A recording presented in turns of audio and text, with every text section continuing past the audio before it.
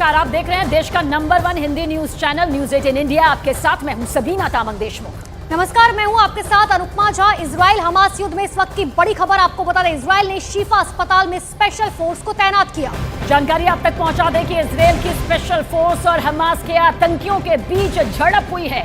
तो बड़ी जानकारी इस वक्त की आपको दे रहे हैं इजराइल हमास युद्ध से जुड़ी, जहां पर शिफा अस्पताल में स्पेशल यूनिट को जो है स्पेशल फोर्स की तैनाती दरअसल वहां पर की जा चुकी है। देखिए, शिफा अस्पताल वही अस्पताल जिसे खासतौर से निशाना यहां पर बनाया गया था और उसके बाद अब स्पेशल फोर्स की तैनाती भी यहां पर कर दी गई है। महायुद्ध एक ऐसे खतरनाक मोड़ पर है जहां पर भारी नुकसान युद्ध करने वाले और युद्ध को सहने वाले दोनों ही तरफ से हो रहा है। इजराइल हमास युद्ध पर यह बहुत बड़ी खबर है क्योंकि यही वो शिफा अस्पताल है जो सबसे ज्यादा सुर्खियों में रहा।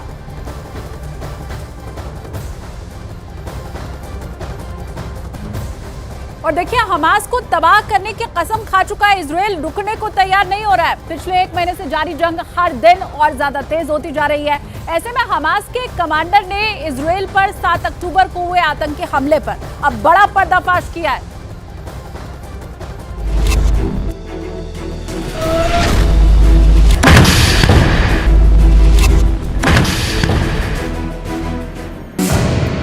हमास के निशाने पर थे इजराइल के सैनिक।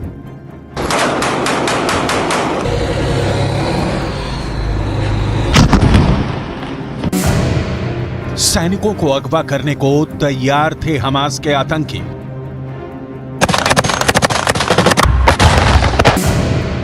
इजराइल के बेहद करीब था हमास आतंकियों का ग्रुप।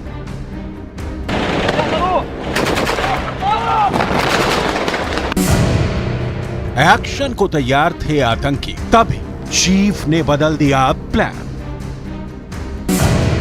और उस आखिरी आदेश ने लिख दी गाजा में बर्बादी की कहानी। गाजा पर इजराइल के हमलों को 1 महीने से अधिक का वक्त हो गया।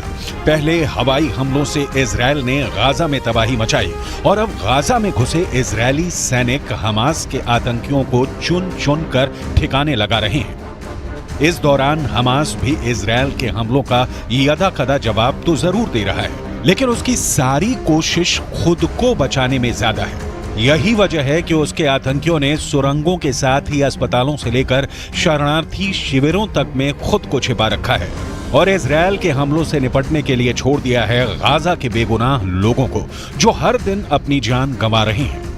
गाजा के इस बदहाली के लिए वैसे तो कई वजहें जिम्मेदार हैं, लेकिन एक बड़ी और असल वजह यह है जिसने गाजा के इस भयानक सच की बुनियाद रख दी, और वो वजह है 7 अक्टूबर का वो आखिरी आदेश। हमास के आतंकियों ने इसी दिन इजराइल में घुसकर हमला किया, ताबड़तोड़ फायरिंग की, जो मिला उसे मार दिया। क्या बच्चे, क्या बूढ़े, क्या महिलाएं, कोई भी उनकी दरिंदगी से नहीं बच सका। आतंकियों के सामने पड़े जिन कुछ लोगों की जान बच भी गई वो बंधक बना लिए गए, और उसके बाद जो हुआ उसका खामियाजा गाजा के लोग हर दिन, हर घंटे, हर मिनट भुगत रहे हैं। हमास के एक कमांडर ने बड़ा पर्दाफाश किया है और कहा कि ये सब कुछ शायद नहीं होता अगर वो आखिरी आदेश ना आता जिसे हमास के 2 चीफ ने अपने आतंकियों को आखिरी वक्त में दिया। वो आदेश जिसने पूरे प्लान को ही पलट दिया। यरूशलम पोस्ट के मुताबिक हमास के कमांडर अबू मोहम्मद ने माना कि हमारा प्लान सिर्फ इजराइल के कुछ सैनिकों को अगवा करने का था, लेकिन हमले से कुछ मिनट पहले ही हमारे चीफ ने प्लान बदल दिया और इजराइल में कत्लेआम का आदेश दे दिया। दरअसल इजराइल और हमास के बीच जंग बहुत पुरानी है, जो वर्षों से चल रही है। कभी इजराइल हमला करता है तो हमास जवाब देता और कभी हमास के हमलों का इजराइल जवाब देता, लेकिन बात यहाँ तक नहीं पहुंची और इसकी एक वजह थी, कभी भी नागरिकों को निशाना नहीं बनाया गया। और इस बार भी प्लान कुछ ऐसा ही था। हमास अपने कैदियों को इजराइल से रिहा कराना चाहता था और इसके लिए उसने इजरायली सैनिकों को अगवा करने का प्लान बनाया ताकि उस पर दबाव बनाया जा सके, और ऐसा होता तो शायद वो कामयाब भी होता, लेकिन 2 चीफ की सनक ने सब कुछ बर्बाद कर दिया। 7 अक्टूबर को हमले से ठीक पहले हमास चीफ इस्माइल हानिये और गाजा में हमास प्रमुख याह्या सिनवार का आतंकियों के लिए नया आदेश आता है, जिसमें सैनिकों को अगवा करने के प्लान को बड़ा करते हुए इजराइल के नागरिकों पर भी अटैक का आदेश दिया जाता है। और फिर शुरू होती है आतंकियों की हैवानियत। हमास के कमांडर अबू मोहम्मद ने यूं अचानक प्लान को बदलने के फैसले को गलत बताया और कहा कि हमास की लीडरशिप में ही प्रॉब्लम है, जिसका खामियाजा गाजा भुगत रहा है। जाहिर है गाजा की इस बदहाली में हमास के उस आखिरी आदेश की बड़ी भूमिका है, वो सनम जिसने अंजाम की परवाह किए बिना नागरिकों को निशाना बनाने का आदेश दिया और अब नागरिकों के उस कत्लेआम की कीमत चुकाने के लिए जान भी जा रही है नागरिकों की ही।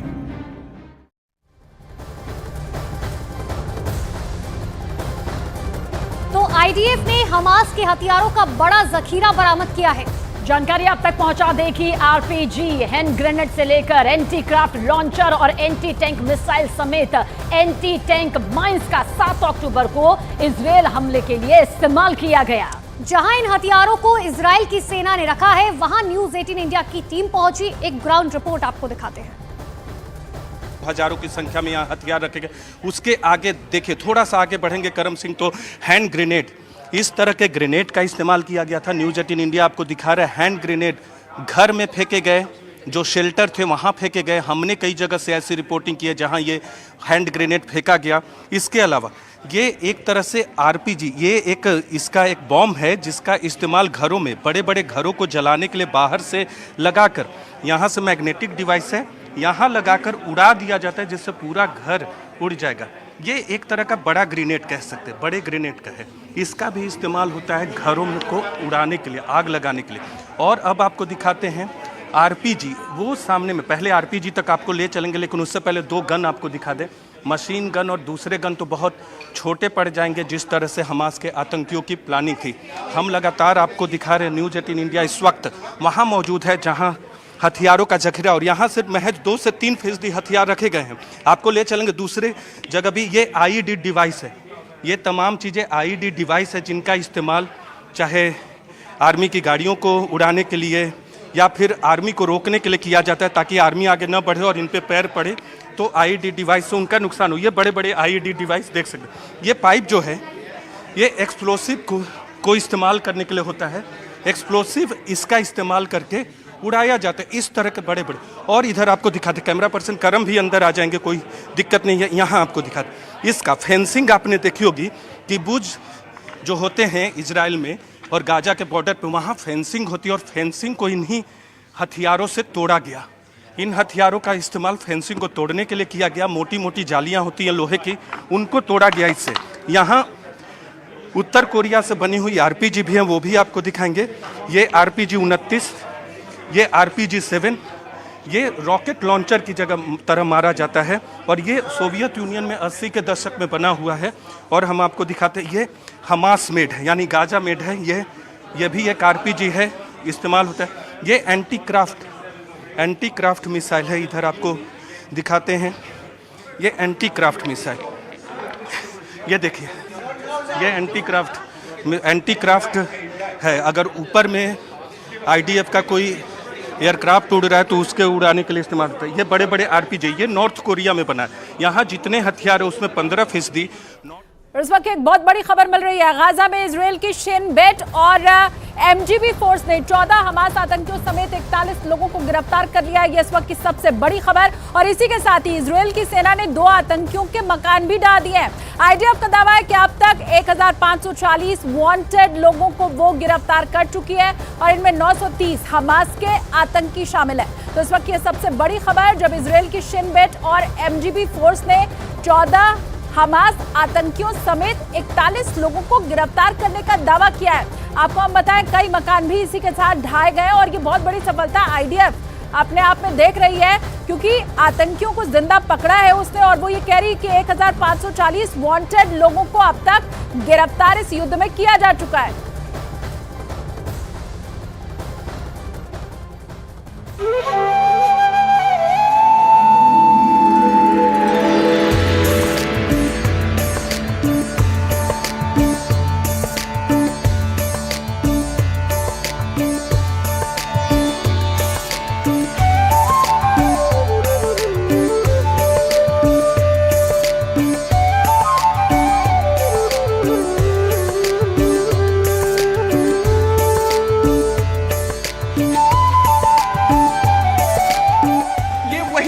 जहां पर 51 इंच के भगवान रामलला की मूर्ति को स्थापित किया जाएगा।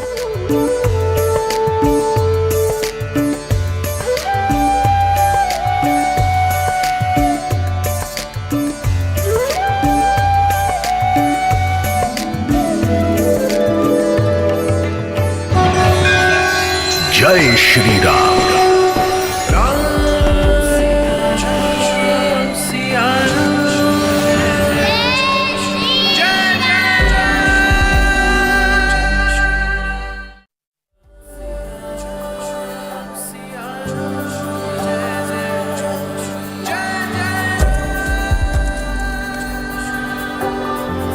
श्री राम की नगरी अयोध्या में कुछ ऐसा ही माहौल है, दिव्य और भव्य। अयोध्या में अब की राम की दिवाली मनाई जा रही है। इस बार की दिवाली ऐसी होगी जो सालों साल तक लोगों के जहन में रच बस जाएगी। कहा जाता है कि त्रेता युग में जब भगवान श्री राम 14 साल का वनवास पूरा करके अयोध्या लौटे थे, तब अयोध्या वासियों ने खुशी में अपने घरों में दिए जलाए थे। और कहा तो ये भी जाता है कि तभी से दीपावली का त्योहार शुरू हुआ। हालांकि इस बार भी ऐसी ही दिवाली की तैयारियां चल रही हैं। और 22 जनवरी को रामलला भव्य राम मंदिर में विराजेंगे और उससे पहले अयोध्या ऐतिहासिक दिवाली मनाने के लिए पूरी तरह से तैयार भी है। आपको हम सीधे लिए चलते हैं राम नगरी अयोध्या, जहां सरयू तट पर हमारी सहयोगी सपना शुक्ला मौजूद है। अवधपुरी ममपुरी सुहावनी, उत्तर दिशा बहे सरयू पावनी। इसका मतलब कि अवधपुरी सबसे सुंदर पुरी, सबसे सुंदर शहर जिसकी उत्तर दिशा में बहती है ये सरयू नदी, जिसके तट पर मैं खड़ी हूँ। जो सरयू नदी अब तक 6 बार जो है दीपोत्सव की गवाह बनी है और 7वीं बार एक नया रिकॉर्ड दर्ज करने जा रही है। एक बार मैं आपको इस सरयू तट की जो है तस्वीरें दिखा देती हूँ। राम की पैड़ी अयोध्या ने हर युग को जिया है, हर युग को देखा है और हर दिन नए इतिहास को गढ़ा है। और एक बार फिर से कल वो एक इतिहास गढ़ने जा रही है। यहाँ आप तस्वीर देखिए, ये जो दिए आप देख रहे हैं, ये दिए आज लगा दिए गए हैं। आज क्या काम किया गया, आज फाइनल टच दिया गया कि जितने भी टूटे हुए दिए हैं उन सबको हटा दिया गया और यहाँ सभी सजे हुए दिए, यानी कि जो सही दिए उन्हें रखा गया। यहाँ जो है एलईडी का शो होगा, जो आप लाइट लेजर शो देखेंगे आप यहाँ पर देखेंगे। और नसीब दिखाएंगे हमारे कैमरा पर्सन, वो मंच बना हुआ है जहां पर मुख्यमंत्री योगी आदित्यनाथ बैठेंगे। भव्य राम दरबार वहां पर लगाया जाएगा और वहां से लेजर लाइट शो चलेगा। हर बार दीपोत्सव खास होता है। जब पहली मर्तबा हुआ तो लगा कि कैसे इतने दिए जल जाएंगे, लेकिन हर साल अयोध्या अपना ही रिकॉर्ड तोड़ रही है। कुछ संत जन यहाँ पर मौजूद हैं, उनसे बातचीत कर लेते हैं क्योंकि इनके लिए ये दिन बड़ा खास है। कैसे देख रहे हैं ये कल का दिन और 22 जनवरी खास तौर पर? बहुत ही अद्भुत। एक बार उद्घोष चाहूंगी, अयोध्या में हूँ तो सीताराम के उद्घोष के साथ ही बलराम चंद्र की, श्री हनुमान जी महाराज की, मंगलम कौशलेन्द्रायो महनिबदव गुणाब्धे, चक्रवर्ती तनुजाय सार्वभौमाय मंगलम। ये जो दिन है हम लोगों के लिए बहुत ही खास है और हमें लगता है कि हमारे लिए ही नहीं, केवल भारत के ही सनातनियों के लिए ही नहीं, अभी तो पूरे विश्व के, समूचे विश्व के सनातनियों के लिए बहुत ही लाभप्रद होने जा रहा है, बहुत मंगल होने जा रहा है।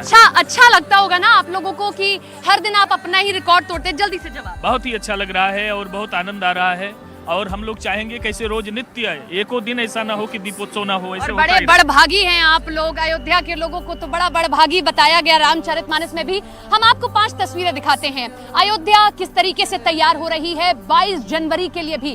कल दीपोत्सव होना है, लेकिन जनवरी में 22 जनवरी की तारीख ऐसी तारीख होने जा रही है जिस पर आप देखेंगे कि राम लला के जिस मंदिर के लिए इतनी लड़ाई लड़ी गई, सदियों तक लड़ाई लड़ी गई, किस तरीके से सियासत ने भी अपने रुख को मोड़ा है, किस तरीके से पार्टियां उस पर लड़ती रहीं, लेकिन 22 जनवरी को वो होने जा रहा है। इन सबके बीच में पहले प्रधानमंत्री नरेंद्र मोदी को इनविटेशन गया, उसके बाद में मुख्यमंत्री योगी आदित्यनाथ को भी आज निमंत्रण दिया गया। इन सब के बीच में आपको हम न्यूज़ 18 इंडिया एक्सक्लूसिव तस्वीरें दिखाते हैं उस राम मंदिर की जिसमें रामलला 22 जनवरी को विराजमान होंगे। गर्भगृह की ये एक्सक्लूसिव तस्वीर, ये रिपोर्ट देखिए।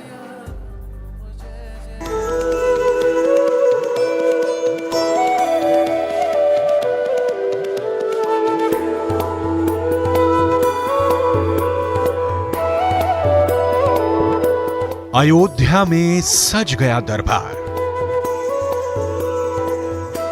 अवध में आ रहे हैं प्रभु श्री राम। भव्य मंदिर के कण कण में श्री राम की झलक।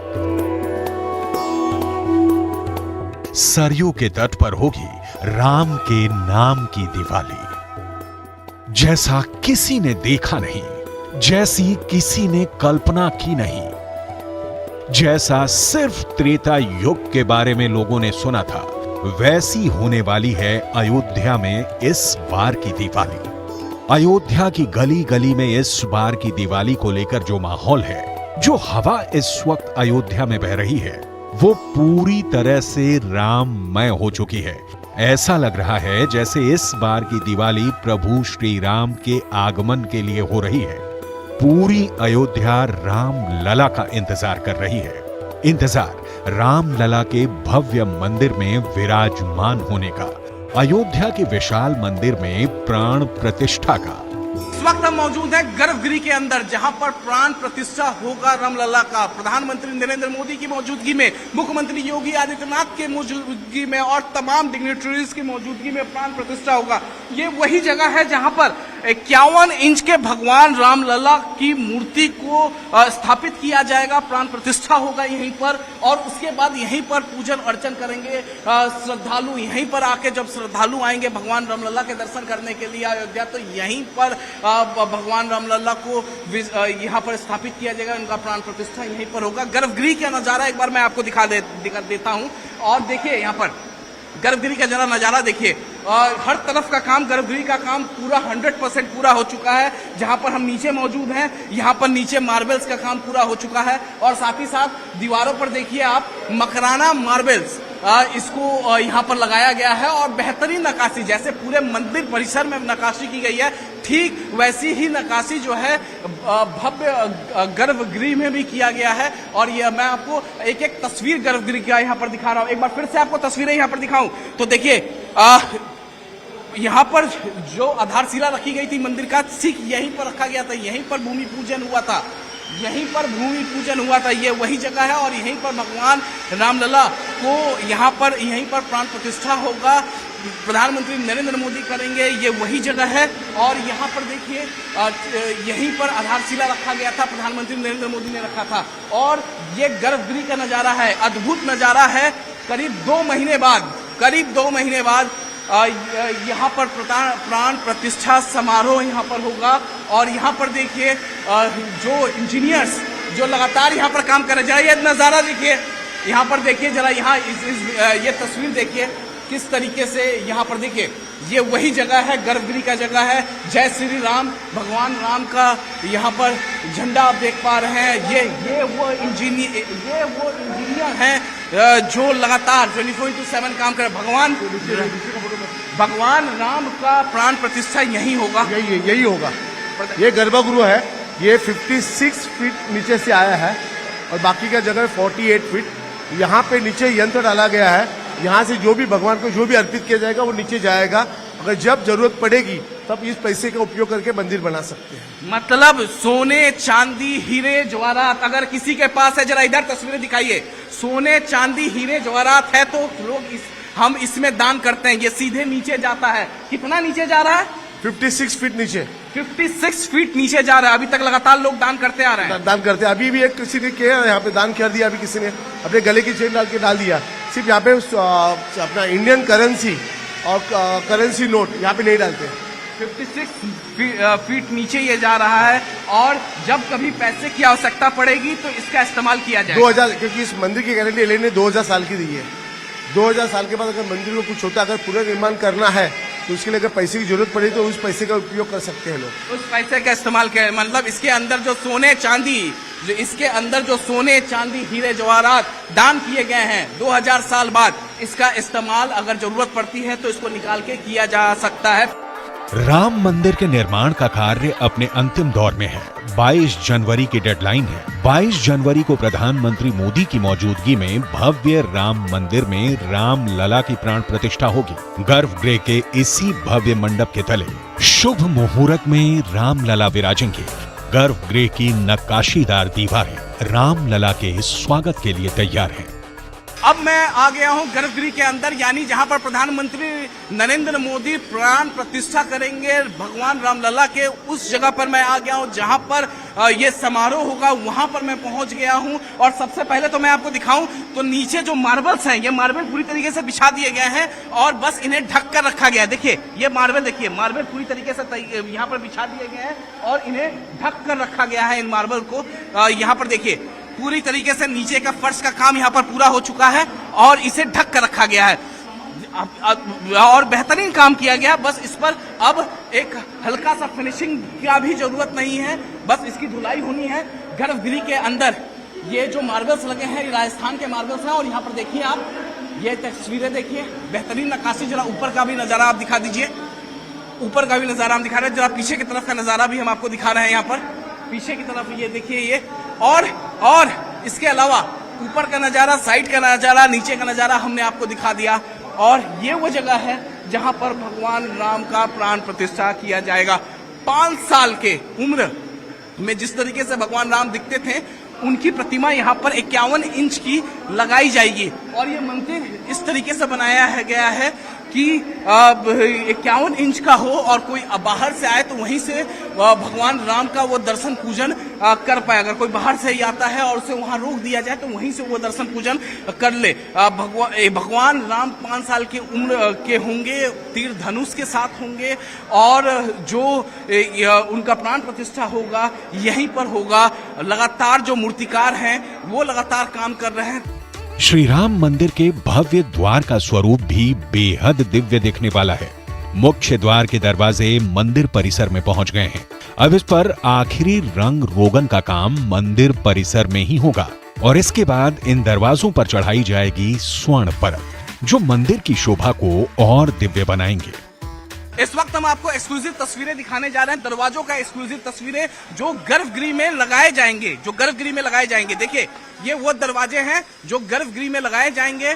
बाहर से ये दरवाजे बनकर आए हैं और फिलहाल इन दरवाजों पर जो है इस वक्त पॉलिशिंग का काम किया जाना बाकी है और इसके बाद सोने का चादर इस पर लगाया जाएगा। अद्भुत नजारा होगा इन दरवाजों का। जरा आगे की तरफ आओ और हम आपको यहाँ पर तस्वीरें आपको हम लगातार दिखाएंगे कि ये देखिए, ये तस्वीरें, ये दरवाजे हैं और देखिए अद्भुत नजारा इन दरवाजों का आप देख सकते हैं। यहाँ पर ये दरवाजे गर्भगृह में लगाए जाएंगे। बहुत भारी है और इसे जो बनाया गया है, बनाने के बाद इसको सीधे यहाँ पर लाया गया है अभी। और अब इस दरवाजे को पॉलिश यहीं पर किया जाएगा। पॉलिश करने के बाद इस पर सोने की चादर लगाई जाएगी। तो जो श्रद्धालु इसे देखेंगे जाहिर तौर पे काफी ज्यादा प्रसन्न होंगे। ये अद्भुत है। इस पर जो कलाकृतियां की गई हैं, इस पर जिन कारीगरों ने इस पर काम किया, ये अद्भुत है। इस पर अभी पॉलिश किया जाएगा। इसको पॉलिश करने के बाद फिर इन दरवाजों पर सोने की चादर लगाई जाएगी। नजारा अद्भुत होगा। हम तस्वीरें दिखा रहे हैं। देखिए, ये इतना भारी है ये कि इसे एक बार में मंदिर परिसर के अंदर नहीं लाया गया, तो कई लोग मिलकर बारी बारी से इसको उठा रहे थे। जरा वो वाली भी दिखाइए यहाँ पर और एक बार हम इसको देखिए यहाँ पर, ये देखिए अद्भुत, बहुत ज्यादा ये जो दरवाजे बनाए गए हैं बहुत शक्तिशाली हैं और अभी इस पर पॉलिशिंग का काम बाकी है। सोने का चादर इस पर लगाया जाएगा। अयोध्या में रामलला की परिक्रमा का अपना धार्मिक महत्व माना जाता है। अयोध्या के भव्य राम मंदिर परिसर में भी भक्तों के लिए परिक्रमा पथ तैयार किया जा रहा है। परिक्रमा पथ मंदिर के चारों दिशाओं से होकर गुजरेगा। इसका निर्माण कार्य भी अपने आखिरी चरण में है। एक तरफ भव्य राम मंदिर का निर्माण कार्य लगभग पूरा हो गया है। 95% से ज्यादा का काम पूरा हो चुका है। लेकिन मेरे पीछे ये देखिए, 95% से ज्यादा का ये पूरा काम हो चुका है। भव्य राम मंदिर का ये काम है और 22 जनवरी को यहीं पर प्रधानमंत्री नरेंद्र मोदी की मौजूदगी में प्राण प्रतिष्ठा का कार्यक्रम होगा। और दूसरी तरफ मैं आपको दिखाऊं तो देखिए, परिक्रमा स्थल और यहाँ पर बनाया जा रहा है। मंदिर के चारों तरफ परिक्रमा स्थल होगा और उस पर अभी काम लगातार जारी है। इसके अलावा जरा क्लोजअप करके वो शॉट दिखाइएगा। वहां पर वो मुख्य द्वार है, यानी जो भव्य राम मंदिर में एंटर करने के लिए श्रद्धालुओं को मुख्य द्वार से होकर गुजरना होगा। उनके सुरक्षा का चेकअप वगैरह सब कुछ वहीं होगा, चेकिंग वहीं होगी, सुरक्षा गार्ड्स वहीं पे होंगे और वहीं से वो एंटर करेंगे। वो एंट्री पॉइंट होगा और एंट्री पॉइंट के ठीक बगल में आप देख पा रहे हैं जहां पर ये खुदाई की गई है और जहां पर ये पिलर्स रखे गए हैं, ये परिक्रमा स्थल है और इसको अभी बनाया जा रहा है परिक्रमा स्थल को। तो हम तस्वीरें आपको लगातार दिखा रहे हैं और देखिए कितनी तादाद में यहाँ पर लगातार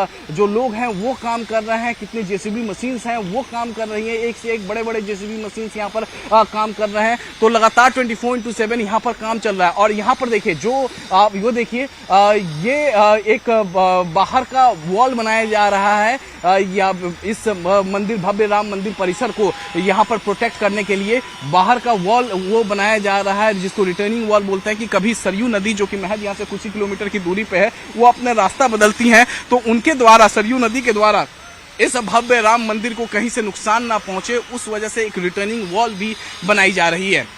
उसका भी निर्माण कार्य लगातार अभी जारी है। यूपी के सीएम योगी आदित्यनाथ को भी राम मंदिर में प्राण प्रतिष्ठा के कार्यक्रम के लिए निमंत्रण दिया गया है। सीएम योगी भी अयोध्या में प्राण प्रतिष्ठा के कार्यक्रम में शामिल होंगे। योगी आदित्यनाथ ने ट्वीट करके लिखा, आज जीवन धन्य हो गया, मन आह्लादित है। श्री राम जन्मभूमि तीर्थ क्षेत्र ट्रस्ट के सम्मानित पदाधिकारी स्वामी गोविंद देव गिरी जी महाराज, श्री चंपत राय जी एवं श्री राजेंद्र पंकज जी ने श्री राम जन्मभूमि मंदिर में भगवान श्री राम लला सरकार के नूतन बाल रूप विग्रह की प्राण प्रतिष्ठा कार्यक्रम हेतु मुझे आमंत्रित किया है। आभार। जय जय सीताराम। राम जन्मभूमि पर बन रहे नए बड़े भव्य और दिव्य मंदिर में जो नूतन विग्रह की प्राण प्रतिष्ठा है, सोमवार 22 जनवरी 2024 उसमें मुख्यमंत्री महोदय पधारें, इसके लिए हम निवेदन करने आए थे। राम मंदिर की प्राण प्रतिष्ठा में अब कम दिन रह गए हैं। मंदिर में निर्माण कार्य समय से पूरा करने के लिए फाइनल फ्रेम वर्क पर काम किया जा रहा है। राम भक्त भी अब 22 नवंबर का इंतजार कर रहे हैं, जिस दिन अयोध्या के भव्य मंदिर में राम लला विराजेंगे।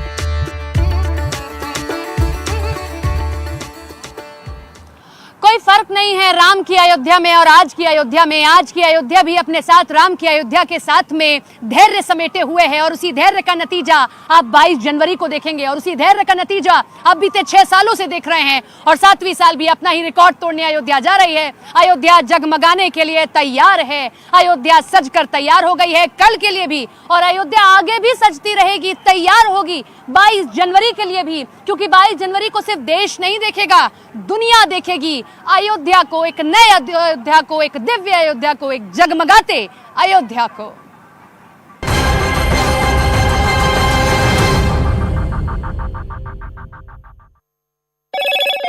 हेलो मोटो। मोटोरोला भारत का सबसे अच्छा 5G स्मार्टफोन ब्रांड। उत्तरी गाजा में थी जिन्हें इजराइल की वायुसेना ने बमबारी में उड़ा डाला।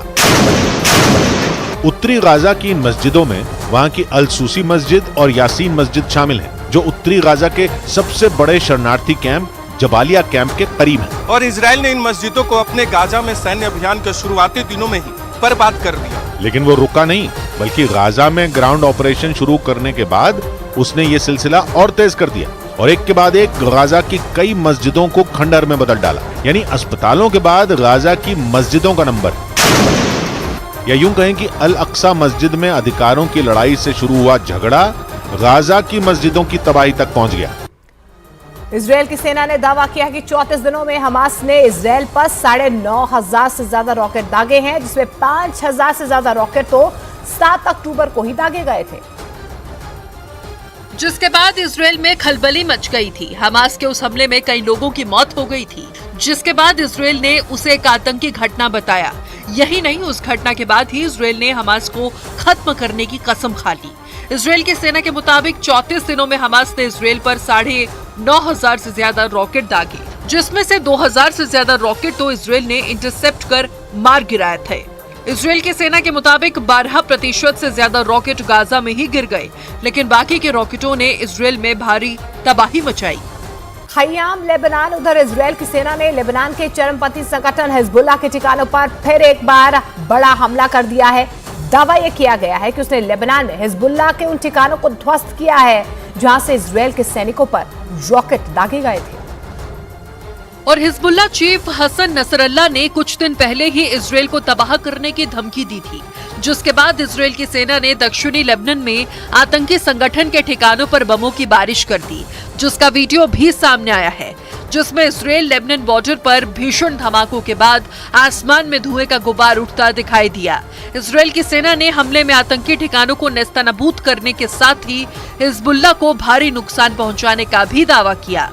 खतरा सिर्फ अमेरिका के जंगी जहाजों तक सीमित नहीं है। अमेरिका ने अपने सबसे खतरनाक जंगी जहाज CVN-78 को भी इजरायल की मदद के लिए भूमध्य सागर में तैनात कर रखा है, जिस पर उसके 5000 से भी ज्यादा सैनिक मौजूद हैं। फिलिस्तीन के कट्टरपंथी संगठन हमास के खिलाफ लड़ाई के लिए अमेरिका ने अपने सबसे खतरनाक जंगी जहाज CVN-78 को बिना देरी किए इजरायल भेज दिया था, लेकिन उसे क्या पता था कि हमास जंग के बीच ही रूस उसके लिए सबसे बड़ी मुसीबत खड़ी कर देगा।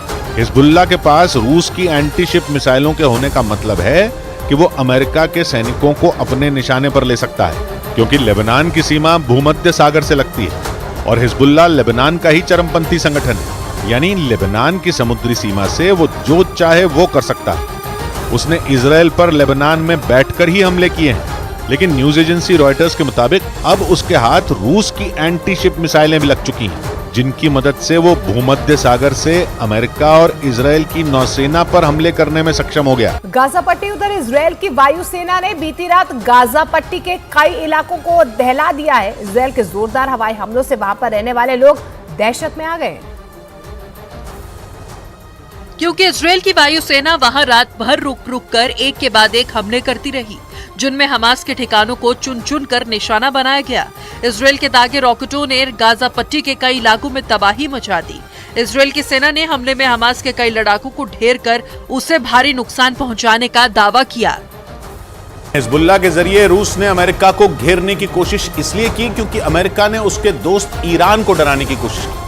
जैसे ही हमास से जंग शुरू हुई, अमेरिका ने इजरायल को हर तरीके की मदद का ऐलान किया था और अमेरिका ने इजरायल को पहले अपने जंगी जहाज दिए और फिर लड़ाकू विमानों की भी मदद भेजी, लेकिन तब तक रूस खामोश बैठा था। मगर जैसे ही अमेरिका ने अपनी परमाणु पनडुब्बी इजरायल भेजी, रूस अमेरिका पर आग बबूला उठा, क्योंकि इजरायल की मदद के नाम पर अमेरिका ने उसके दोस्त ईरान को घेरने की चाल चली। इजरायल हमास जंग में ईरान शुरुआत से ही हमास के साथ खड़ा है और वो अमेरिका की तरफ से भेजी जा रही इजरायल को मदद का विरोध भी कर रहा है, लेकिन इसके बावजूद अमेरिका ने इजरायल को मदद देनी बंद नहीं की। यही वजह रही कि रूस को अपने दोस्त ईरान के लिए खड़ा होना पड़ा और उसने ईरान के समर्थन वाले हिजबुल्लाह को एंटी शिप मिसाइलें भेजकर अमेरिका की परमाणु पनडुब्बी वाली धमकी का जवाब दिया। रूस और ईरान की दोस्ती लगातार मजबूत होती जा रही है, लेकिन इस दोस्ती की कीमत ईरान ने भी चुकाई। यूक्रेन जंग में ईरान ने रूस का पूरा साथ दिया और दोस्त रूस को हर तरीके की मदद भेजने की कोशिश की। ईरान पर आरोप लगे कि उसने रूस को अपने आत्मघाती ड्रोन शाहिद 136 दिए, जिनका इस्तेमाल पुतिन की सेना ने यूक्रेन के जवानों पर कहर ढाने के लिए किया। इस ड्रोन से रूस ने यूक्रेन में खूब तबाही मचाई, लेकिन जहां ईरान ने रूस को ड्रोन की मदद भेजी, वहीं अमेरिका ने भी यूक्रेन का साथ दिया और अपने लड़ाकू विमानों से लेकर कई घातक हथियार यूक्रेन भेजे, जिनके दम पर जेलेंस्की की सेना ने रूस पर जोरदार पलटवार किया। यही वजह रही कि जंग के बीच ईरान और रूस की दोस्ती और ज्यादा मजबूत हो गई, जबकि अमेरिका इन दोनों देशों का कट्टर दुश्मन बन गया। लेकिन यूक्रेन जंग के बीच जैसे ही अमेरिका ने ईरान के दुश्मन इजरायल का साथ दिया, रूस ने भी हिजबुल्लाह को हथियार देकर उसकी ताकत बढ़ा दी। और इस बीच इजरायल के शहर तेल अवीव और उसके आसपास के इलाकों पर हमास के मिसाइलें दागने के बाद इजरायल की सेना ने भी बड़ी कार्रवाई कर दी है। गाजा पर इजरायल की वायुसेना ने जबरदस्त बमबारी की, जिससे उत्तरी गाजा का इलाका भीषण हमलों से दहल गया और रात के अंधेरे में तेज धमाकों की आवाज सुनी गई,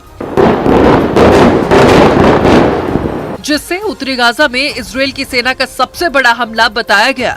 इस हमले के बाद फिलिस्तीन ने इजरायल पर गाजा में बेगुनाह नागरिकों को निशाना बनाने का आरोप लगाया। साथ ही गाजा में अब तक 10,000 से ज्यादा लोगों के मारे जाने का दावा किया गया, जिसमें से लगभग 40% बच्चे होने की बात कही। वहीं करीब 1 महीने से जारी जंग के बीच इजरायल के सेना ने गाजा को चारों तरफ से घेरकर हमास के ठिकानों पर हमले तेज कर दिए हैं। अमेरिका की ये मुसीबत रूस ने अकेले नहीं बढ़ाई। न्यूज एजेंसी रॉयटर्स के मुताबिक हिजबुल्लाह को रूस की एंटी शिप मिसाइलें सीरिया के जरिए पहुंचाएंगे। यानी सीरिया में बशर अल असद को सत्ता से हटाने की चाहत ने भी अमेरिका को गहरे जख्म दिए।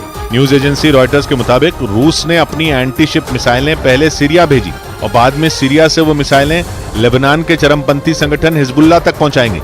सीरिया में बशर अल असद को सत्ता से हटाने के लिए सालों से विद्रोही गुट लड़ रहे हैं, जिन्हें अमेरिका और उसके कई साथियों का समर्थन हासिल है। लेकिन इस लड़ाई में रूस बशर अल असद की सरकार के साथ खड़ा है और रूस ने वहां अपने सैनिक तक तैनात कर रखे हैं। इसी का फायदा रूस को मिला। खबर के मुताबिक रूस ने सीरिया के साथ अच्छे रिश्तों का फायदा उठाकर एंटी शिप मिसाइलें हिजबुल्लाह तक भेज दी, ताकि किसी भी सूरत में इजरायल की मदद करने वाले अमेरिका को गंभीर से गंभीर चोट पहुंचाई जा सके। जैसे ही हिजबुल्लाह की ताकत बढ़ी, उसने तुरंत अमेरिका और इजरायल को सीधी धमकी दे डाली। हिजबुल्लाह ने साफ कह दिया कि पानी सिर के ऊपर से गुजर चुका है और अगर गाजा में हमले नहीं रुके तो अब अंजाम बहुत ही बुरे होंगे। यानी रूस की मिसाइलों से लैस होने के बाद हिजबुल्लाह ने भी इजरायल और अमेरिका से भिड़ने का मन बना लिया। हिजबुल्लाह ने इजरायल को एक बार फिर धमकी दी और बिना देर किए गाजा में हमले बंद करने को कह दिया। उसने आरोप लगाया कि गाजा में इजरायल बेकसूर लोगों पर भी बम बरसा रहा है और इसीलिए हिजबुल्लाह ने साफ कह दिया कि अगर इजरायल ने वहां हमले बंद नहीं किए तो ये जंग गाजा तक सीमित नहीं रहेगी, इसकी लपटें पूरे पश्चिम एशिया में फैल जाएंगी। हिजबुल्लाह अमेरिका के दोस्त इजरायल को धमकी ही नहीं दे रहा, बल्कि रुक रुक कर उस पर हमले भी कर रहा है। लेकिन इसके बावजूद हिजबुल्लाह पर इजरायल की सेना बहुत ज्यादा आक्रामक नहीं हुई है।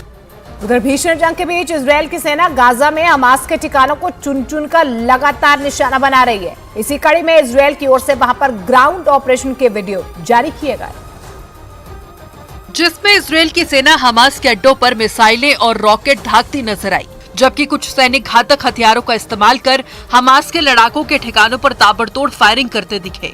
इजरायल की सेना ने गाजा में ग्राउंड ऑपरेशन और हवाई हमले के कई वीडियो जारी किए, जिसमें हमास के कई ठिकानों पर रॉकेट दागकर उन्हें पूरी तरह तबाह करते हुए दिखाया गया, जबकि दूसरे वीडियो में तो सैनिक उनके छोटे अड्डों को भी नेस्तनाबूद करते दिखाई दिए। हमले में हमास को बड़े नुकसान का दावा किया गया। इजरायल भी हिजबुल्लाह के साथ जंग नहीं छेड़ना चाहता। हिजबुल्लाह के साथ पहले से ही ईरान जैसी ताकत खड़ी और खबर है कि अब तो उसे रूस से भी खतरनाक हथियार मिल चुका है, जिसने उसकी ताकत को कई गुना बढ़ा दिया। ऐसे में अगर इजरायल ने हिजबुल्लाह के साथ जंग छेड़ दी तो उसके लिए भारी मुसीबत खड़ी हो सकती है, क्योंकि हिजबुल्लाह से जंग छिड़ने के बाद ईरान भी खामोश नहीं बैठेगा। वो भी अपनी ताकतवर सेना और खतरनाक हथियारों के साथ जंग में कूद सकता है और अगर ऐसा हो गया तो जंग में कूदना अमेरिका की भी मजबूरी बन जाएगा। लेकिन वो पहले ही यूक्रेन को हथियारों की बड़ी मदद भेज चुका है, जबकि उसने इजरायल को भी खतरनाक हथियार दिए हैं। अमेरिका भी दो जंगों के बीच फंसा है, तीसरे मोर्चे पर भी उसे लड़ना होगा, जिसका साफ मतलब है कि वो खुलकर इजरायल का साथ नहीं दे पाएगा। जबकि हिजबुल्लाह के साथ ईरान और रूस दोनों की ताकत होगी। माना जा रहा है कि रूस ने अपनी मिसाइल भेजकर अमेरिका और इजरायल के खिलाफ एक बड़ा जाल बुन दिया। जंग के एक महीने बाद गाजा में ग्राउंड ऑपरेशन के लिए घुसी इजरायल की सेना ने मस्जिदों पर हमले तेज कर दिए। इससे पहले उसने गाजा के अस्पतालों को टारगेट किया और दावा किया कि वहां हमास के कमांड सेंटर, जिसके बाद उसके निशाने पर गाजा की मस्जिदें आ गई, जिन पर इजरायल की सेना ने धुआंधार बमबारी की और दावा किया कि हमास खुलेआम गाजा की मस्जिदों का इस्तेमाल कर रहा है और उन्हें लॉन्च पैड बनाकर इजरायल पर हमले कर रहा है।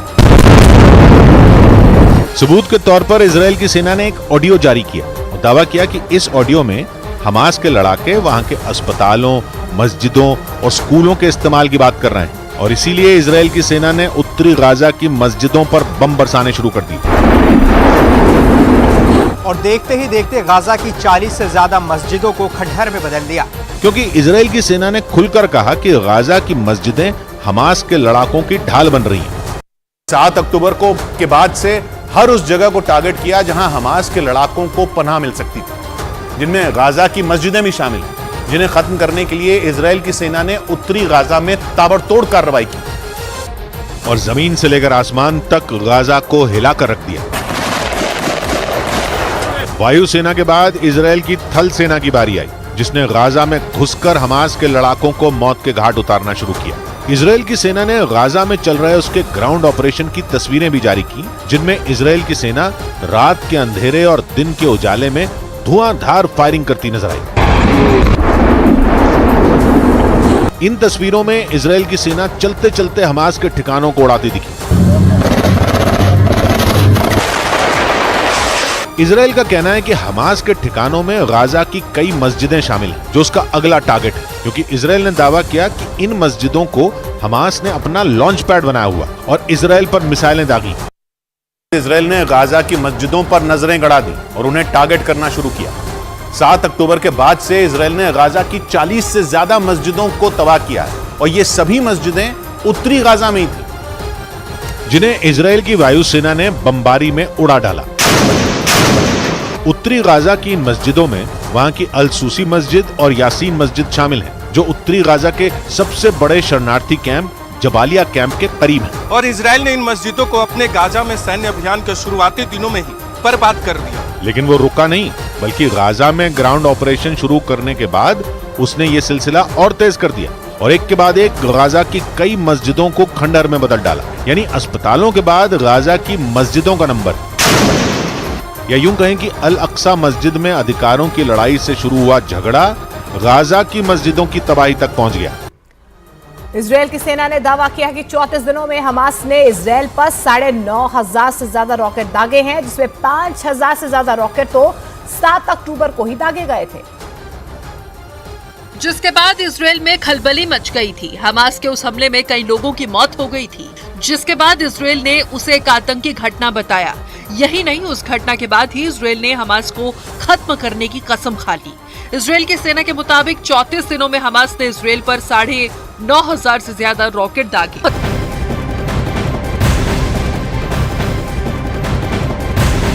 तो इजराइल की सेना ने शिफा अस्पताल को चारों तरफ से घेर लिया है। इस बड़ी खबर की तरफ रुख करेंगे। दरअसल अस्पताल के अंदर बड़े आतंकी ठिकाने के बारे में जानकारी जैसे ही हाथ लगी और इजरायली सेना साथ ही हमास के आतंकियों के बीच गोलीबारी यहां पर शुरू हो गई, जो अब तक जारी है। तो जानकारी आप तक पहुंचा दें कि बेहद खतरनाक मोड़ पर यह युद्ध इस वक्त भी जारी है। शिफा अस्पताल जो कि टारगेट पर यहां पर रहा है, अस्पताल में आतंकियों के होने की खबर मिली और उसके बीच हमास के आतंकियों और आईडीएफ के बीच जोरदार खौफनाक फायरिंग।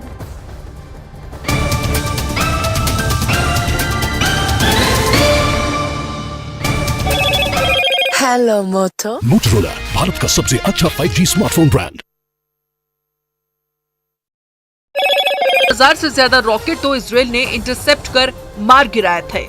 इजराइल की सेना के मुताबिक 12% से ज्यादा रॉकेट गाजा में ही गिर गए, लेकिन बाकी के रॉकेटों ने इजराइल में भारी तबाही मचाई।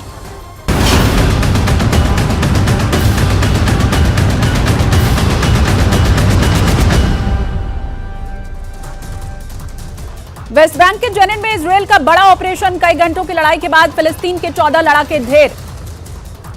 जेनिन शरणार्थी कैंप में आईडीएफ का बड़ा ऑपरेशन। इजराइल की सेना ने 20 लड़ाके हिरासत में लिया। गाजा पर इजराइल के हमले का नया वीडियो सामने आया। इजराइल के हमले में अब तक 10,818 लोगों की मौत का दावा।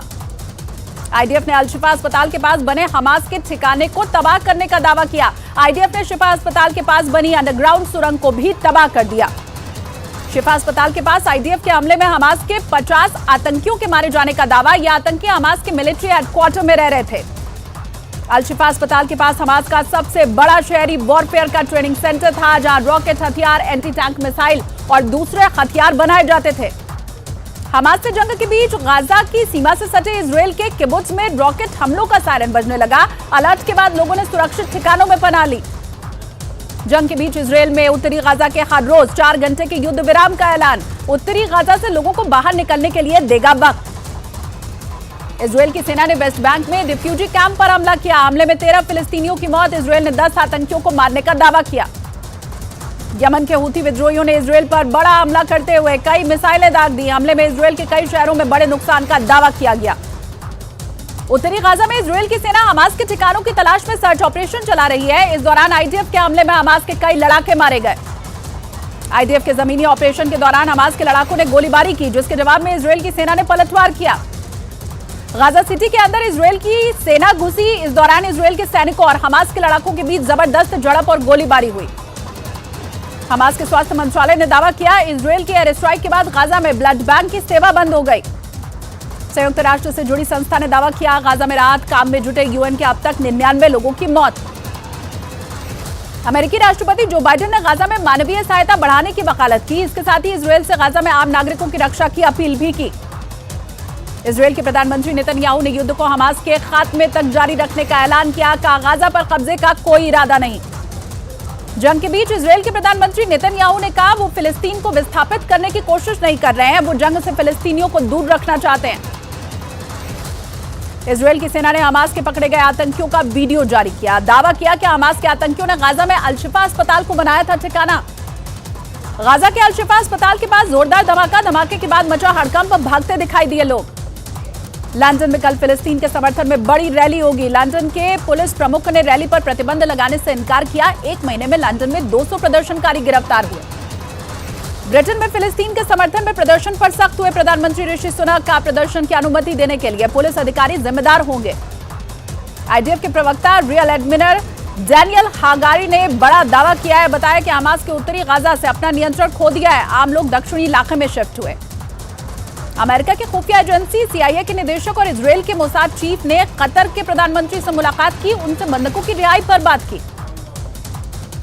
गाजा के खान यूनिस से नासिर अस्पताल में घायलों की बड़ी संख्या। इजरायल के एयर स्ट्राइक में गाजा में कई लोगों के घायल होने का दावा। गाजा के बेतलाइया में इजरायल की सेना और हमास के लड़ाकों के बीच भीषण लड़ाई। इमारत में छिपे हमास के लड़ाके इजरायल के काफिले पर गोलीबारी करते दिखाई दिए। गाजा के अल-शिफा अस्पताल के एक छात्र ने आईडीएफ पर भीषण गोलीबारी करने का आरोप लगाया। मेडिकल छात्र ने इजरायल के हमले रोकने की अपील भी की। जर्मनी ने इजरायल को 2023 में $323 मिलियन के हथियार बेचने की मंजूरी दी। 2022 के मुकाबले इस साल 10 गुना ज्यादा मंजूरी। इजरायल के एयर स्ट्राइक के बाद गाजा के शैडिया में कई लोगों मलबे में दबे कई लोगों को बाहर निकाला गया। इजरायल हमास जंग को लेकर संयुक्त राष्ट्र ने अब तक के किसी एक ऑपरेशन में सबसे ज्यादा लोगों की मौत का किया दावा। ब्राजील ने हिजबुल्लाह से जुड़े आतंकियों को पकड़ने का दावा किया। बताया गया कि हिजबुल्लाह से जुड़े आतंकी यहूदियों पर हमले की रच रहे हैं साजिश। सीरिया से हुए हवाई हमले पर इजरायल की सेना ने जबरदस्त पलटवार किया। आईडीएफ ने सीरिया के उस ठिकाने को तबाह करने का दावा किया। संयुक्त राष्ट्र ने उत्तरी गाजा से 50,000 फिलिस्तीनियों के विस्थापन का दावा किया। जंग के बीच लोगों ने गाजा के दक्षिणी हिस्से में शरण ली थी। इजरायल की सेना ने एरो 3 एयर डिफेंस सिस्टम के सफल लॉन्च का दावा किया। लाल सागर इलाके में इजरायल पर होने वाले हमलों को रोकने के लिए तैयार किया गया। 7 अक्टूबर को हमास के हमले में बचे लोगों का बयान। का हमास आतंकियों ने चारों तरफ से घेर कर गोलीबारी की थी। हमास के साथ ही हिजबुल्लाह के ठिकानों पर इजरायल की सेना के ताबड़तोड़ हमले, जिसके बाद दक्षिणी लेबनान में जमकर तबाही हुई। हिजबुल्लाह को काफी नुकसान पहुंचा। इजरायल के पीएम बेंजामिन नेतन्याहू की पत्नी ने बंधकों के परिवार वालों से मुलाकात की। हमास से बंधकों की सकुशल रिहाई का भरोसा भी जताया। फिलिस्तीन के पीएम ने हमास को एक विचारधारा बताया। कहा इजरायल हमास को कभी खत्म नहीं कर पाएगा। हमास से जारी जंग के बीच इजरायल को भारी नुकसान हो रहा है। बैंक ऑफ इजरायल ने हर हफ्ते $600 मिलियन के नुकसान का अनुमान लगाया। दक्षिण इजरायल के इलियट शहर में हवाई हमले का सायरन बजा। इसके बाद लोग बंकरों में भागते दिखाई दिए। लाल सागर की ओर जा रहे एक मिसाइल को इजरायल के एयर डिफेंस सिस्टम ने मार गिराया। दावा यह किया गया कि यह मिसाइल अटैक यमन से हूथी संगठन ने किया। नेतन्याहू ने गाजा में मारे गए इजरायल के एक सैनिक के परिवार से मुलाकात की। शहीद सैनिक को श्रद्धांजलि दी गई। इजरायल की सेना के प्रमुख हाजी हलेवी ने जंग के बीच इजरायल के कमांडर और सैनिकों से मुलाकात की। जंग के हर मोर्चे पर साथ रहने का भरोसा दिया। हमास बंधक बनाए गए 12 साल के इजरायली लड़ाके को जल्द रिहा कर सकता है। बच्चे की रिहाई के लिए कैंपेन के तहत उस पर एक फिल्म बनाई गई। गाजा में फिलिस्तीन का कट्टरपंथी गुट इस्लामिक जिहाद इजरायल को 2 लोगों को जल्द रिहा करेगा। स्वास्थ्य वजहों से एक औरत और एक बच्चे को छोड़ेगा। इजरायल के अधिकारियों ने गाजा पट्टी में मानवीय संकट होने से इनकार किया। कहा जरूरतमंदों को पहुंच रही है हर तरह की सहायता। संयुक्त राष्ट्र ने गाजा में मानवीय मदद के लिए युद्ध विराम की अपील की। कहा आम लोगों की सुरक्षा को सुनिश्चित किया जाना चाहिए। गाजा के उत्तर इलाके में फिर हुआ जोरदार धमाका। इजरायल के हमलों के बाद आसमान में दिखाई दिया धुएं का गुब्बार। इजरायल की सेना ने गाजा पर हमलों का एक आंकड़ा जारी किया। गाजा पर अब तक 9,500 रॉकेट से हमले का दावा। इजरायल की सेना ने गाजा शहर में ग्राउंड ऑपरेशन का वीडियो जारी किया। दावा यह किया गया कि इजरायल की सेना ने 50 आतंकियों को ढेर किया। लेबनान के हमलों का इजरायल ने किया पलटवार। आईडीएफ ने लेबनान के उस ठिकाने पर हमला किया जहां से इजरायल पर हुआ था हमला। इजरायल की सेना ने हमास के कई ठिकानों पर किए हमलों का वीडियो जारी किया। इजरायल ने हमास के कई आतंकियों को मार गिराने का दावा किया। इजरायल ने जंग के बीच गाजा में अपने अब तक के सबसे आधुनिक ड्रोन का इस्तेमाल किया। शहरी इलाकों में हमास के आतंकियों का पता लगाने की कोशिश की गई। तुर्की के राष्ट्रपति एर्दोआन ने गाजा पर हमलों को लेकर अमेरिका पर निशाना साधा। कहा अब तक 11,000 बच्चों महिलाओं की मौत पर अमेरिका सहित पूरी दुनिया चुप है। इजरायल हमास जंग में अब तक 12,300 लोगों की मौत। गाजा में 10,812 लोगों की मौत का दावा। इजरायल में 1,400 से ज्यादा की मौत। आईडीएफ के प्रवक्ता रियर एडमिरल डेनियल हागरी ने कहा कि वो गाजा में ग्राउंड ऑपरेशन को और ज्यादा तेज करेंगे। गाजा से बंधकों को छुड़ाए जाने तक जारी रहेगा इजरायल का यह ऑपरेशन।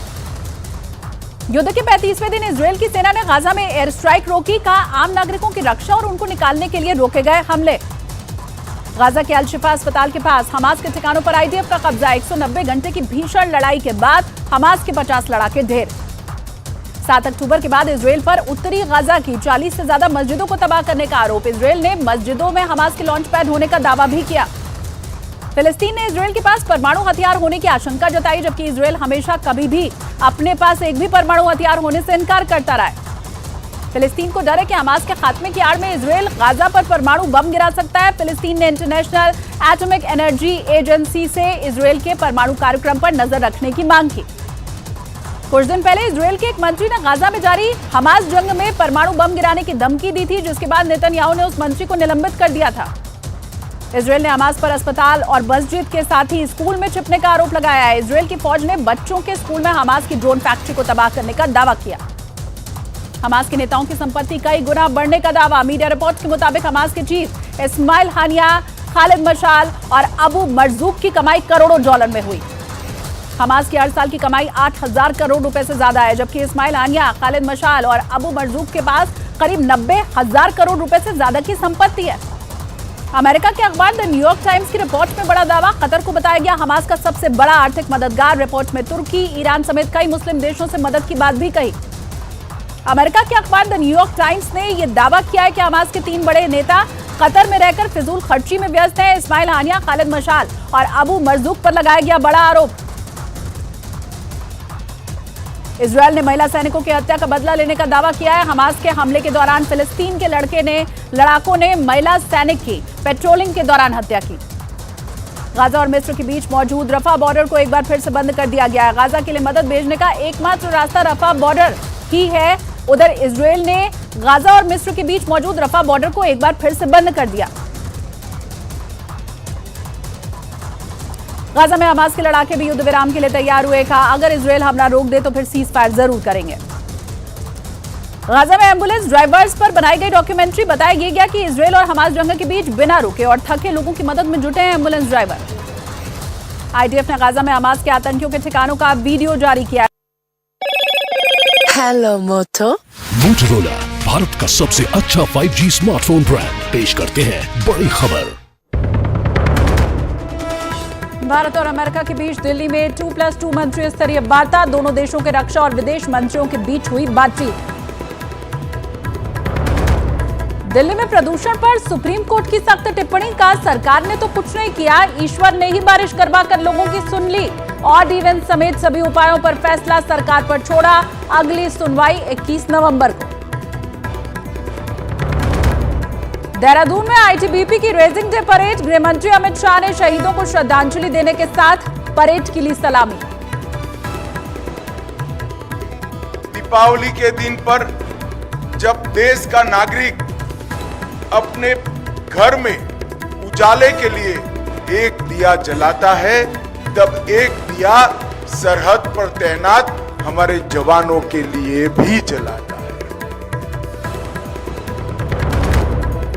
केंद्रीय मंत्री अनुराग ठाकुर ने कांग्रेस और बीआरएस को बताया एक ही सिक्के के दो पहलू। तेलंगाना में रैली में कहा कांग्रेस और बीआरएस के डीएनए में भ्रष्टाचार। हो या कांग्रेस, वो एक सिक्के के दो पहलू हैं, making one after another big scam in the Congress rule and the BRS rule.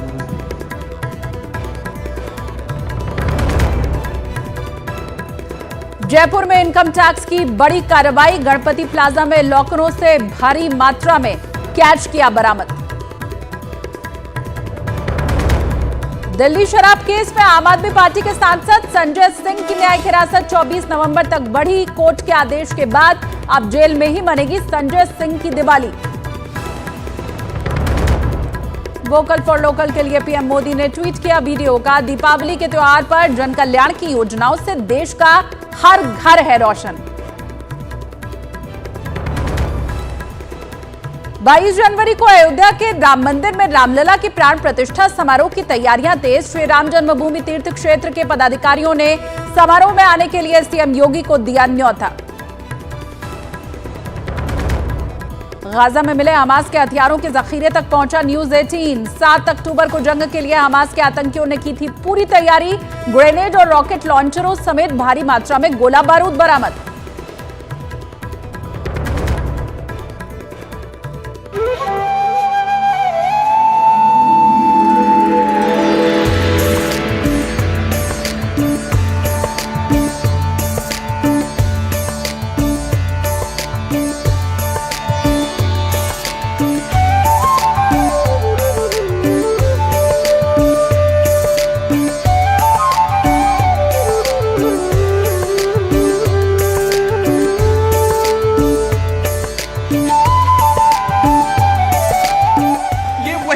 जहां पर 51 इंच के भगवान रामलला की मूर्ति को स्थापित किया जाएगा।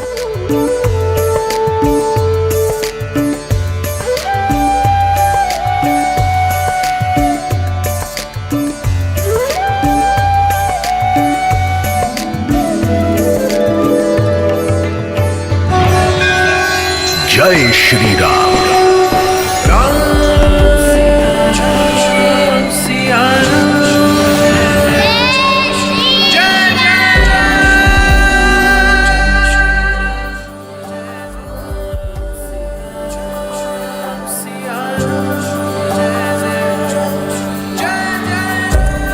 इस बार अयोध्या में ऐसी दिवाली मनाने की तैयारी है जैसे दिवाली त्रेता युग में श्री राम के आगमन पर मनाई गई थी। दियों का नया रिकॉर्ड तो बनेगा ही, अयोध्या में श्री राम के जीवन का संपूर्ण चित्रण भी दिखाई देगा। दिवाली के मौके पर अयोध्या में भगवान राम के जीव को चित्रित करने के लिए झांकी निकालने की तैयारी भी की जा रही है। सरयू के तटों पर भी अभी से दिवाली की दिव्य तैयारियां दिखाई देने लगी है। चलिए आपको दिखाते हैं क्या है वहां पर ग्राउंड रिपोर्ट।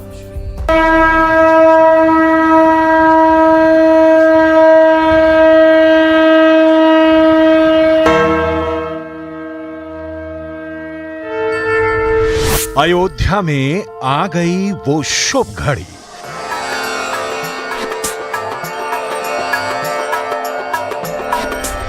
सदियों बाद साकार होने वाला है सपना।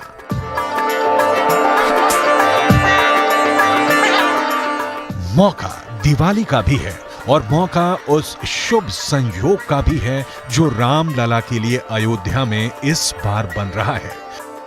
22 जनवरी को अयोध्या के श्री राम मंदिर में प्रधानमंत्री नरेंद्र मोदी की मौजूदगी में प्राण प्रतिष्ठा होगी। जय श्री राम, जय श्री राम। और उसके पहले की दिवाली को अयोध्या में अद्वितीय और अभूतपूर्व बनाने की तैयारी है। इस बार की दिवाली अयोध्या में ऐसी होगी जैसे सालों साल किसी ने नहीं देखी है। अयोध्या में दिवाली की भव्य और दिव्य तैयारी की डिटेल बताएं, उससे पहले 22 जनवरी को आने वाले शुभ मुहूर्त के बारे में जान लीजिए। 22 जनवरी को अयोध्या में राम मंदिर में प्राण प्रतिष्ठा होगी। हालांकि उससे पहले प्राण प्रतिष्ठा का अनुष्ठान 17 जनवरी से ही शुरू हो जाएगा और पूरे 5 दिन तक प्राण प्रतिष्ठा का अनुष्ठान चलेगा। प्राण प्रतिष्ठा का कार्यक्रम मृगशिरा नक्षत्र में होगा। ग्रहों की यह स्थिति त्रेता में राम जन्म के योग से मेल खाती है और इसी शुभ योग में राम मंदिर में प्राण प्रतिष्ठा की पूजा संपन्न होगी। प्राण प्रतिष्ठा के दिन ये जो तमाम लाखों लोग मंदिरों में रुक जाएंगे, इनको हम ये छूट देंगे कि 26 जनवरी से लेकर 22 फरवरी तक हर एक इकाई को तारीखें निर्धारित की गई हैं। अपने लिए निर्धारित तारीख पर आप अयोध्या आइए। 22 जनवरी देश भर के कई मंदिरों में भी धार्मिक अनुष्ठान का कार्यक्रम होगा। सुबह 11 बजे से दोपहर 1 बजे तक देश के मठ मंदिरों में धार्मिक अनुष्ठान होगा। अलग अलग मंदिरों में टेलीविजन LED के जरिए लोग अयोध्या में प्राण प्रतिष्ठा की पूजा देखेंगे। इसके अलावा मंदिरों में आरती पूजन के साथ साथ भंडारे का भी कार्यक्रम होगा। देश के मंदिरों में राम नाम का सामूहिक जाप भी होगा। उसी दिन शाम में सूर्यास्त के बाद लोग अपने अपने घरों के सामने दिए जलाएंगे। इसके बाद रामलला के नवनिर्मित मंदिर के दर्शन के लिए लोगों को आमंत्रित किया जाएगा। अयोध्या में राम मंदिर की प्राण प्रतिष्ठा से पहले इस बार की दिवाली को भी त्रेता युग की दिवाली की तरह रौनक बनाने की तैयारी है। ये ठीक वैसी दिवाली होगी जैसे त्रेता युग में अयोध्या वासियों ने श्री राम के 14 साल के वनवास से लौटने के बाद मनाई थी। इस बार अयोध्या में दिवाली पर 21 लाख दिए जलाए जाएंगे। रामनगरी के 51 घाटों को इस बार 21 लाख दियों से रोशन किया जाएगा। इसके अलावा भगवान राम के जीवन पर आधारित प्रसंग की झांकियों की शोभा यात्रा निकाली जाएगी। इनमें 11 झांकियां रामलला के जीवन पर आधारित होंगी।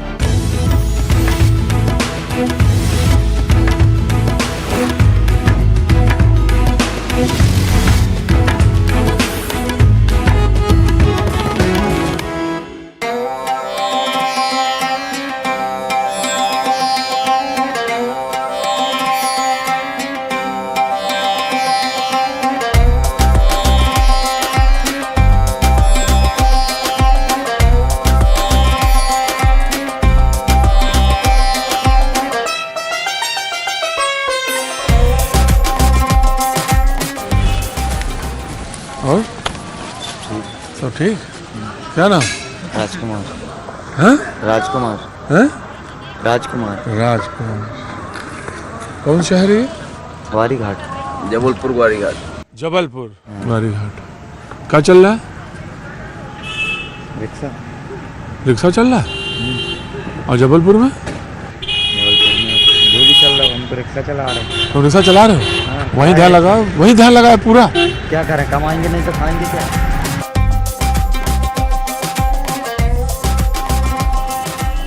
कहाँ जा रहे हैं? हम लोग सर रहने वाला में छिंदवाड़ा का हूँ। छिंदवाड़ा के? छिंदवाड़ा का। मैं बालाघाट का हूँ। आप बालाघाट के? सागर का। अरे तो पूरा जिला तो मध्य प्रदेश तो यहीं बैठा है लग रहा है, गौरी घाट में। और आप? अमरवाड़ा विधानसभा से, जहाँ से मोनिका भट्टी को बनाए हैं, जहाँ से मोनिका भट्टी को बनाए हैं। अभी ये अमरवाड़ा विधानसभा का निवासी। कौन बनाए हैं? मोनिका भट्टी भारतीय जनता पार्टी को जिसको प्रत्याशी बनाए, जो गोंडवाना गणतंत्र पार्टी छोड़ के आई थी। अच्छा, उनको प्रत्याशी जहाँ से बनाए उसी अमरवाड़ा विधानसभा से। सर मैं गौरी शंकर बिशन जी है ना बालाघाट के उसी। अरे वो तो सब ठीक है, हमें ये नहीं पता करना आए किस लिए हैं आप लोग? हम लोग तो यहाँ पे नर्मदा मैया जीवनदायिनी मैया है, उनका जो यहाँ पे उद्गम स्थल है, यहाँ पे स्नान करने आए। करते क्या है? पढ़ाई कर BSc एग्रीकल्चर चल रहा है। BSc एग्रीकल्चर सबका? हाँ सर। तो गंगा स्नान नर्मदा स्नान करने आए हैं जी सर। और तैयारी भी चल रही है किसी की? हाँ सर, JRF की तैयारी चल रही है। JRF की तैयारी चल रही है सभी की? हाँ सर। तो मध्य प्रदेश में इस बार सबसे ज्यादा अहम मुद्दा क्या है? अहम मुद्दा तो सर बेरोजगारी है, घोटाला है, पटवारी घोटाला, व्यापम घोटाला, और कितना बड़ा घोटाला हो रहा है और कितना घोटाला कर दें। सारे घोटाला है? हाँ सर। अरे गजब। और तुम्हारा? हाँ जी। तुम्हारा क्या चल रहा है? मेरा भी BSc एग्रीकल्चर ही चल रहा है। नहीं, तैयारी काहे की चल रही है? तैयारी मेरी नहीं, कुछ नहीं चल रही। कुछ तैयारी ही नहीं चल रही? चुनाव तैयारी कर लो। फिर से खोल लो आप खोल। तो क्या होगा इस बार मध्य प्रदेश में? कमलनाथ जिंदाबाद। कमलनाथ जिंदाबाद। छिंदवाड़ा से कमलनाथ। तुम्हारा कहाँ है? बालाघाट है। बालाघाट है। ये है जरूर गौरीशंकर बिसेन जी के एरिया से, लेकिन इनका भी कांग्रेस है, कांग्रेस का। क्योंकि ये जागरूक है। जागरूक है कांग्रेस। कमलनाथ जी जागरूक मतदाता है। जय कमलनाथ। लेना तो हाँ? क्या हुआ? सही है यहाँ से भी। कांग्रेस सही है? अच्छा, आओ देखें क्या होता है। और बाजी कैसे हैं? अरे बाजी बस आप ही के दर्शन करने समझ लो आ गए। हाँ जी, आपके दर्शन हो गए, मजा आ गया देख। क्या बात बाजी। जबलपुर बाजी सुबह सुबह सज रहा है। क्या होगा इस बार बाजी? बोलना नहीं चाहिए, कंपटीशन तो है। कंपटीशन है? अरे लड़ाई कसके है। कसके कुछ भी हो सकता है। कुछ भी हो सकता है और होना भी चाहिए, बदलाव होना चाहिए। बदलाव होना चाहिए। बदलाव तो होगा। हाँ? होगा बदलाव होगा। बाजी चुनाव जो है बड़ा जबरदस्त। आ जाओ तुम्हारे इंतजार कर रहे हैं। आ जाओ हम भी आ गए और बंजारे भी आ गए। देखो बाजी, चिड़िया आ गई बंजारी। हाय हाय।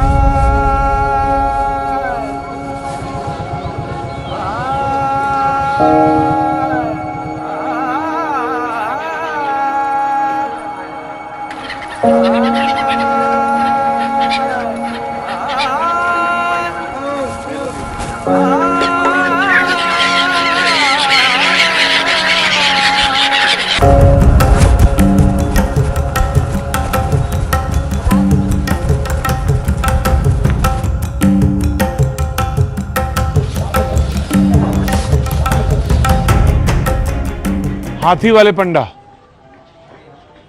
आप हाथी वाले हैं? हाथी कहाँ है? ये हाथी वाले पंडा मतलब ये हाथी? आप भी वही हो। हम सोचे हाथी कहीं होएगा। तो हाथी वाले पंडा कहाँ है? हाथी वाले सभी के चिन्ह रहते हैं, पहचान।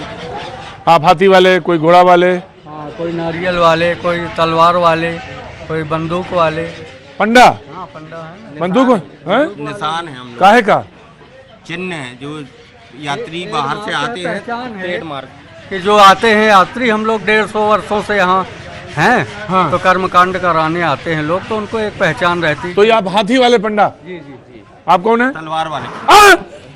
कौन वाले? तलवार वाले। तलवार वाले पंडा? तलवार नहीं जरूरत है जी, नाम रखे बस तो तलवार। तो हाथी वाले पंडा, तलवार वाले पंडा है, त्रिशूल भी है। त्रिशूल वाले पंडा। अब वाले पंडित जी कौन से हैं? लोटा? हाँ। लोटा वाले पंडा जी प्रणाम। इस तरह से बंदूक वाले भी हैं जी, बंदूक वाले। नारियल वाले भी हैं। अच्छा, हम सोचे कोई असली हाथी होगी। नाम रखे सिर्फ। तुम कौन वाले हो? कोई है पाजी आपका चिन्ह? ऐसे ही हो।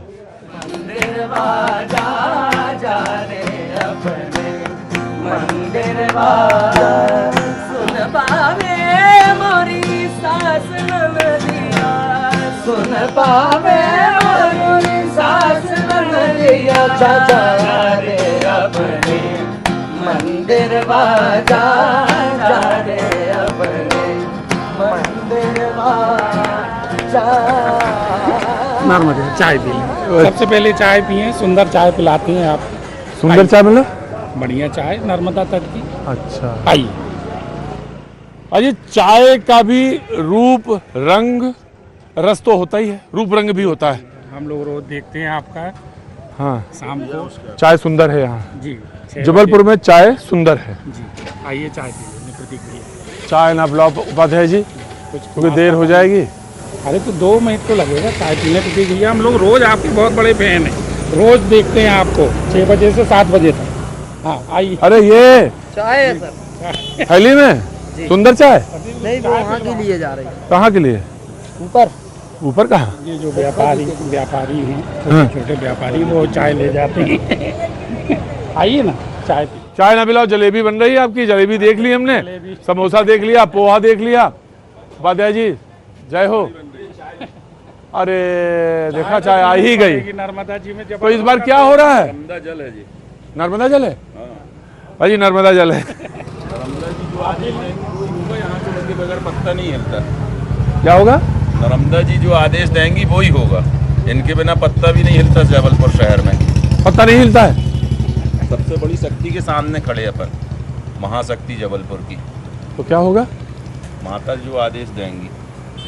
संकेत क्या दे रही है? संकेत पब्लिक देगी। धार्मिक प्रवृत्ति के लोग हैं। हाँ। जो राम को लाए हैं उन्हीं को लाना है, ऐसा सबका विचार है इधर। आपको बहुत देखा है, बहुत सौभाग्य प्राप्त हुआ हमारा आपसे मिलने का। राजनीति में जाएंगे आप? नहीं, मैं गवर्नमेंट जॉब में हूँ। हैं? हमें तो लगा कि भाषण की तैयारी है। हाँ जी, नहीं। जय हो। तो नर्मदा जल है ये, चाहे वैसे आप लोग कहते हैं, यहाँ पे कहते हैं नर्मदा जल है। तो चाय यहाँ सुंदर है, चाय यहाँ कहाँ जा रहे हैं इधर? माँ के पास जा रहे हैं दर्शन करने। कहाँ है मंदिर? मंदिर नहीं है, माँ ही है मंदिर। अच्छा, नर्मदा के दर्शन रोज आते हैं? कंटिन्यू। क्या नाम है आपका? राजकुंवर। राजकुंवर। ठाकुर साहब, आप तो राजा जमींदार नहीं सर, आप छोटे आदमी हैं। नहीं नहीं, जिसके आगे कुंवर लगा पीछे कुंवर लगा, कोई साधारण आदमी हो ही नहीं सकता वो। जी नहीं सर। क्या काम करते हैं साहब? कष्टकार? हाँ, मतलब सर मैं रियल एस्टेट का काम करता हूँ। रियल एस्टेट का? देखिए आज पता चल गया हमें। दीदी भैया एक सेल्फी है आपके साथ। सेल्फी वेल्फी ले लीजिए। नमस्कार भाई साहब। नमस्कार भाई साहब, कैसे हैं भाई साहब? बहुत बढ़िया। अच्छा, आपको टीवी में देखते थे, आज सजीवन देख रहे हैं। टीवी में देखते थे, आज सच में देख रहे हैं। जबलपुर संस्कारदानी 6 से 7। हाँ, बहुत स्वागत है। बहुत अच्छा। कुंवर साहब, क्या होना है इस बार? सर इस बार तो वही है, शिवराज सिंह चौहान, बीजेपी आएगी। कंपटीशन तगड़ा है, सीधे सीधे नहीं आएंगे, ताकत लगाना पड़ेगी। ताकत लगाने का मतलब कंपटीशन तगड़ा है। अच्छा, सांसद महोदय जबलपुर क्षेत्र के उतर गए हैं, पश्चिम विधानसभा क्षेत्र है सर ये। ताकत लगानी पड़ेगी मतलब? ताकत लगानी पड़ेगी कुंवर साहब। दर्शन करो फिर जाओ। मध्य प्रदेश से आए। हाँ, अच्छा मुझे अरे नमस्ते दुबे जी, कैसे हैं? बढ़िया। अरे साहब, थैंक यू सो मच, जय हो। बहुत अच्छे दिखते हैं। अब बस अब ये पता नहीं चल पा रहा है इस बार मध्य प्रदेश क्या मामला क्या है, क्या आओ आओ जी, क्या लग रहा है इस बार मध्य प्रदेश में? अभी कुछ कह नहीं सकते। अभी कह नहीं सकते? बिल्कुल नहीं कह सकते कुछ अभी। बहुत टक्कर है। टक्कर वाला है साहब। टक्कर वाला है साहब, एकदम कांटे की टक्कर है। कांटे की टक्कर। हम लोग सागर के हैं। तो क्या लग रहा है? वो तो बीजेपी है वहाँ सागर में जी। यहाँ भाजपा की सरकार बनी। भाई साहब, मैं सुदर्शन समाज के कारवा अध्यक्ष प्रांत का हूँ। बड़े आदमी है भाई। पूरा कैमरा फिट होना चाहिए, बड़े आदमी। हाँ जी भाई साहब, मध्य प्रदेश तो नहीं कह सकते, मगर जबलपुर का क्षेत्र ऐसा है हाँ कि वर्तमान में। एक मिनट की आवाज लगा ले। आओ आओ। हाँ जी हाँ। जबलपुर में जो भारतीय जनता पार्टी भारी बहुमत से विजय प्राप्त कर रही, क्योंकि जो लोगों की भावनाएं हैं वो जाग रही है। और जाग रही है? हाँ जी। जगी? क्या जगी? पार्टी जगी, भावना। हाँ, तो क्या हुआ, क्या लग रहा है इस बार? बीजेपी आएगी। सब तुम लोग को वही एक बोला तो दूसरा बोल दे। सही सही बोलो, मन मन से बोलो। टक्कर है सर, टक्कर है। मन मन से बोलो भाई। टक्कर है। बीजेपी हाँ, उनको लाएंगे। बाबूजी नमस्ते। जो राम को लाया है हम उनको लाएंगे। जय श्री राम। बाबूजी नमस्ते। कहाँ से आना हो बाबूजी? बाबूजी हम दिल्ली के रहने वाले हैं। जबलपुर। क्या होने वाला है इस बार? बस कमल बहारने वाला है।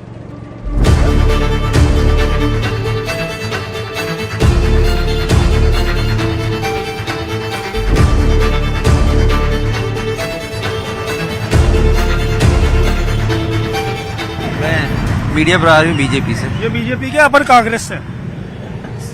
यहाँ क्या कर रहे थे? हम लोग चाय पीने आए ऑफिस से है, बैंक अप्लाई चाय पीने आए थे। बैंक अप्लाई है? हाँ जी सर। Bank apply. आप बीजेपी से हैं? हाँ। और ये कांग्रेस से। आप? बीजेपी। आप? कांग्रेस से। बीजेपी। कांग्रेस। बीजेपी। कांग्रेस। हम लोग वोटर्स हैं। वोटर्स हैं। वोटर्स है सर। वीडियो जी सर। बीजेपी। कांग्रेस। लड़िए लड़िए लड़िए भाई, पश्चिम विधानसभा में इस बार पश्चिम विधानसभा में तुम्हारा सांसद हार रहे हैं। पश्चिम विधानसभा एक ऐसी विधानसभा है जिसमें